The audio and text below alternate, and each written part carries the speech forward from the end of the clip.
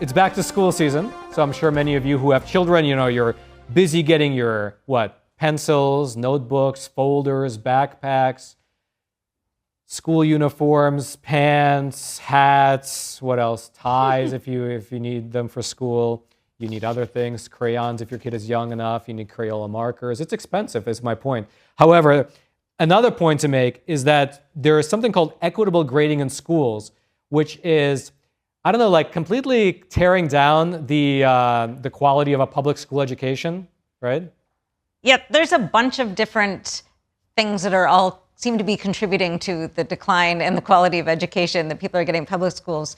So this equitable grading, which came in last year and is apparently across 50% of schools in the country, is basically, and it was coming in response to poor performance of students in schools. And so to improve the performance, they implemented these policies, and among your menu of policies are things like no penalties for late assignments, no limit to the number of times you can take a test. You can keep taking it with your coaching from your teacher till you get to proficiency level. If you want to actually give an incomplete to a student, then it has to be approved by the principal.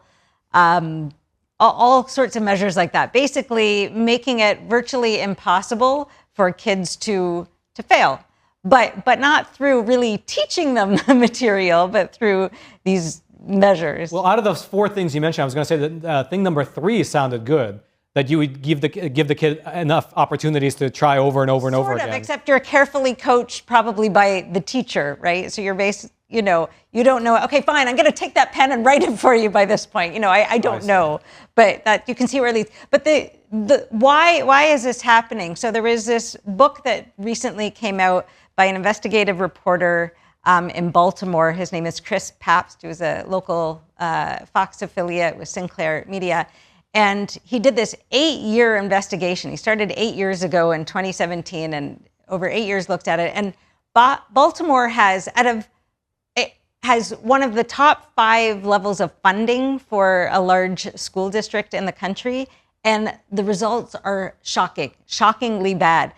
6 schools, I think it was 6 schools out of the 160 in the city, had the number of students that could pass the proficiency in English and math, exactly 0. Not a single solitary child in those schools.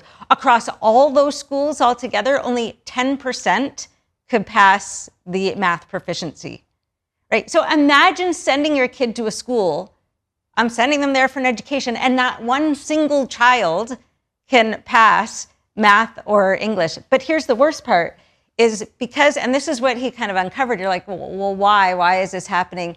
Because the incentives for the schools, and his study was in Baltimore because that's where this investigation happened to happen, but it's replicated across the country from the looks of things, is because the school gets its funding based on the number of pupils and the graduations, the students that advance, right? So everything is incentivized around maximizing those numbers, but there's no incentive around giving a good education, actually, right? So there's rules like you can only be held back from a grade once until grade 9. So it doesn't matter if you don't learn the material, they'll just pass you and pass you. They can hold you back once, but only once, right? So they'll keep passing you. They won't fail you. They'll just give everyone, what he uncovered was a mass scheme, like 25 or 12,000 times, where they changed the grades. The teachers gave a failing grade, and someone, administrator, who knows, went into the system and changed it to a passing grade so that the kid would pass. So kids are literally graduating from high school who are illiterate. Yeah, as you're describing that, I can think of, because you said like 6 schools have 0 proficiency, but I can imagine, I've been to Baltimore, I can imagine the neighborhoods of those schools, and I can imagine that it's probably not fully the school's fault, right? Like if the kids just don't care and they're in a whole, the culture is completely anti-intellectual. Okay, so let's think about this for a second. You're sending your kid to school to learn, and not a single solitary kid is coming out of grade. So Well, no, you're sending your kid to school because it's legally mandatory. Okay, and you have nothing else to do for them. Hear me out here. His argument is that, the high crime rates, think about it, right? This is the reason behind it. That's the symptom. Like, why are the neighborhoods doing so badly? Why are the high crime rates so high? If you come out of school, what kind of job can you get to support yourself and your family if you're illiterate, if you can't even read, right? But I feel like a more fundamental problem is the family, because it's all a vicious cycle, right? How is it that part of his prescriptions for improving the situation, he has kind of two main things. One is, you just have to set the bar higher, and maybe there'll be a bit more people failing right away, but ultimately they're going to reach that level. If nobody is passing, if nobody, they're going to get there. And the other thing is, you've got to do something about the unruliness in the classrooms, right? And people have to, there's a lot of, just fighting and, just unruliness. And Baltimore, and they increased the funding for the schools. Like I said, it was one of the 5 best funded. They've lost in the last 8 years, even though funding has increased by $400 million, they've lost 6,500 students, but they've gained 1,300 staff. So he was also saying, basically, it seems like the goal is to employ adults versus educate kids, right? But this isn't just in Baltimore. You can point that out, but there was this case in Hartford, Connecticut, where a 19-year-old girl is suing the school because she graduated, and even got into college, and she's illiterate. But she knows how to reach out to a lawyer. Well, I'm sure there's an advocate and stuff. No, but I honestly, she said her mom tried. So her mom, she came from Puerto Rico when she was really little. Her mom's English isn't that good. And her mom kept trying to, she was like crying, telling stories, like trying to get the principal's attention, even the school board, like higher administrators, because she kept, every time she'd go to a new grade, she would tell them on day one, it's like, so I can't read yet. Can you help me? I can't read. And they didn't. They would put her in the corner to like draw flowers or whatever. And she got past school through using, and this is also interesting if you think about it in a wider application way, through voice to text applications, right? So she needed to read something, she would just get, her phone to read it to her. If she needed to write something, she would dictate it and it would write it and, probably correct her English. So she made it all the way through. Did she graduated high school. No, but when did she come to the U.S.? Oh, when she was little, like 5 or something. Okay. Like that. Like she was little. The irony is that if she didn't have those apps, she probably would have just had to actually learn. Yeah. Right, because that's a crutch. Because initially it's like something that helps you.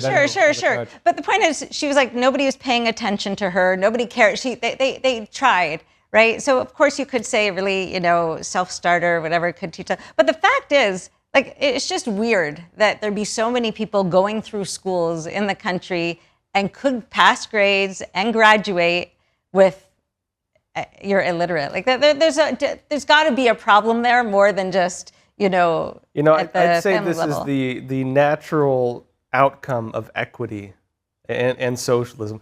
I've often called it it's subsidized failure is what socialism really is. What they try to do is prevent failure from happening. And by preventing failure from happening, you disincentivize success. Why would you care if you're going to pass anyway? Okay, everybody's a winner. Why should I bother? Right. So let's go. You're blaming perhaps the neighborhood and the family, but you know what? Very similar things are happening at Harvard and Ivy League schools. Not exactly the same thing that you're illiterate and passing, but the A inflation has gone nuts. So, but here's the thing: they're bringing in 600,000 Chinese students. Our kids can't read, and they get government loans they'll probably never pay off for the rest of their lives. And they're bringing a bunch of foreign students to fill the H-1B visa jobs and everything else like that. Like, what are we becoming? This is crazy. Yeah, there's definitely something failing in the system more than people. But the good news is, or the other side of the coin is, homeschooling is really accelerating, right? So there's more and more kids going to homeschooling. Of course, it started to accelerate a lot in COVID, and a lot of people expected the kids to go back into the school systems, but that hasn't really been happening. And the kids that are homeschooled, 25% of them are actually studying at levels above at grades above their normal age level. They're scoring much, much higher on all the standardized tests and even on, social skills and all of those things. What is their socioeconomic status?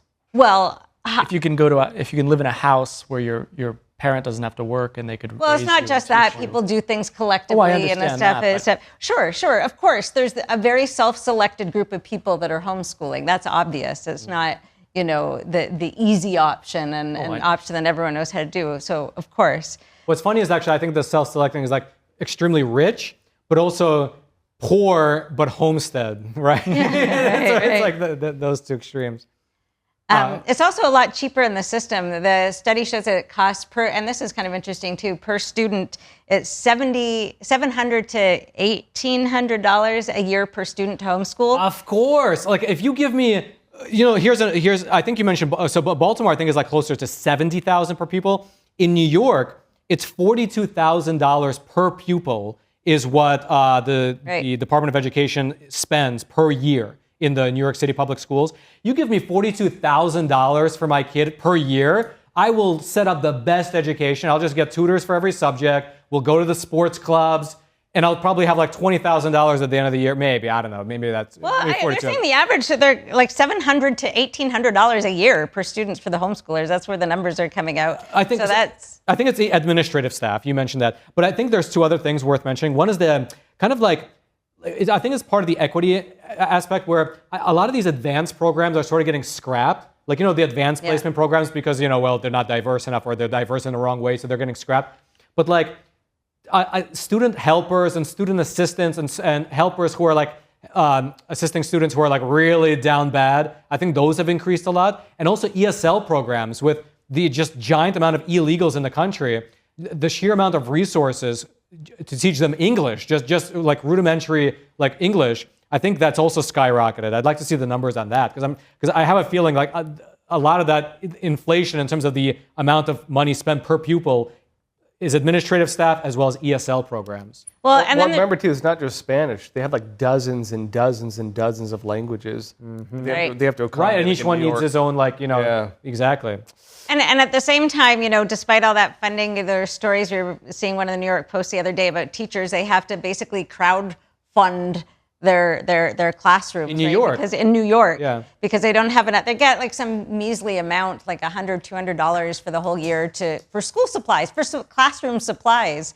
So there's like a special like fundraising platform that the teachers are using. They cost over $40,000 per kid.